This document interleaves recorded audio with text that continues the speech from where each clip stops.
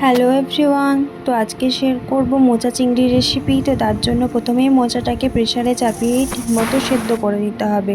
এবার চিংড়ি মাছের গায়ে নুন হলুদ মাখিয়ে ভালোভাবে মেখে নাও, তারপর বসিয়ে দাও কড়াই।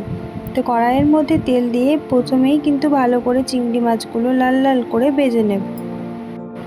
চিংড়ি মাছ ঠিক করে ভাজা হয়ে গেলে চিংড়ি মাছগুলো তুলে নিয়ে ওই তেলেই কিন্তু দিয়ে দেব তেজপাতা, আর দেব গোটা শুকনো লঙ্কা, গোটা গরম মশলা আর কিছুটা পাঁচফোড়ন। সমস্ত উপকরণ ভালো করে ভাজা হয়ে গেলে তার মধ্যে দিয়ে দেব কিন্তু পেঁয়াজ। এবার পেঁয়াজটা আর কাঁচা লঙ্কাটা লাল লাল করে ভেজে নিলে এবার দিয়ে দেব গ্রেট করে রাখা আদা রসুন। তো সব কিছু কিন্তু খুব ভালোভাবে কষিয়ে নিয়ে অ্যাড করে দিতে হবে সেদ্ধ করে রাখা মোচা আর আলু। এবার হচ্ছে আসল জিনিস, এটাকে এবার খুব সুন্দর করে কিন্তু কষাতে হবে।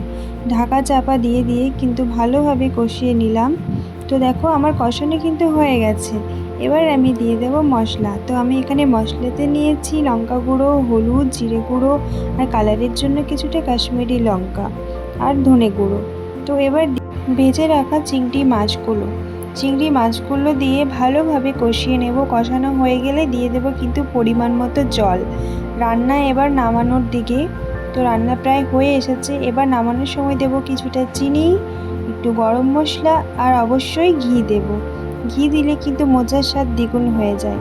তো আমাদের আজকে মোচা চিংড়ির রেসিপি কিন্তু কমপ্লিট। ভালো লাগলে অবশ্যই চ্যানেলটিকে সাবস্ক্রাইব করবেন। Thank you.